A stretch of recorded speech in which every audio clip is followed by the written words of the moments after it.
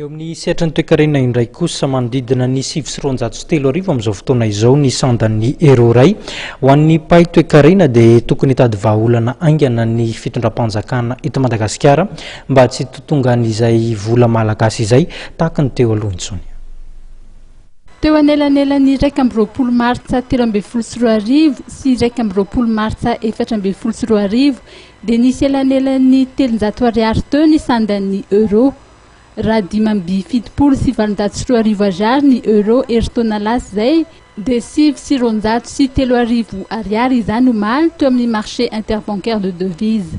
Raha ny hevitry ny mpahay toe-karena Falier Ramakavelo dia tokony hiadivan'ny fanjakana mafy ny fitotongan'ny vola malagasy. Tena tokony manao izay vitany mihitsy ny fanjakana mba tsy hampisy mba stable ny ariary. Mahagaga io maninona stable ny ariary nandritry ny crise. Nandritry ny crise tsisy olana nampy antsika. Vitantsika ny stabiliser ny ariary. Maninona hoe mivoaka ny crise indray tsika, zay vao mitotongana ny ariary. Zany hoe rehefa amin'ny fotoana ny firenendehibe efa manomboka manana confiance amintsika indray, amin'iny tsika ohatrany hoe dikany hoe mitotongana ny ariary hoe tsisy vola miditra intsony zany avy any ivelany. Na io investissement, na io échec na exportation, ahoana moa no mahapossible an'izany. Nefa amin'ny fotoana crise ianao mavita mampidi-bola avy any ivelany. Tianao efa tapitra ny crise, tsisy vola miditra intsony avy any ivelany. Donc amiko tsy hoe tsisy vola miditra avy any ivelany, tokony misy avy any ivelany. Fa amiko ny communauté internationale no manisy pression eto Madagasikara mba hahatonga ny volantsika mitotongana. Inona moa ny antony hoe inona moa ny antony mahatonga ny zareo hoe mampitotongana ny vola gasy?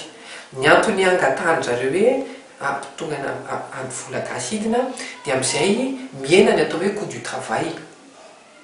Zany hoe moramora kokoa mampiasa olona eto Madagasikara en euro rehefa midina ny vola gasy. Rehefa midina ny coût du travail dia automatiquement miakatra zany ny profit, miakatra ny bénéfice. Dia intéressant ho an'ny investisseur avy any ivelany, indrindrandrindra ho an'ny investisseur tandrefana.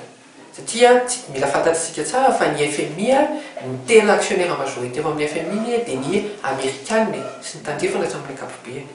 Ny zavatra ataon'ny FMI amin'ny ankapobeny dia intérêt any Amerikanina sy ny tandrefana foana. Raha toka mbola mitotongana ihany ny sandan'ny vola malagasy dia izy fiantraikany lehibe eo amin'ny vidin'entana farany any ivelany sy ireo izay vita eto an-toerana fa mampiasa ny akora afarana avy any ivelany izany.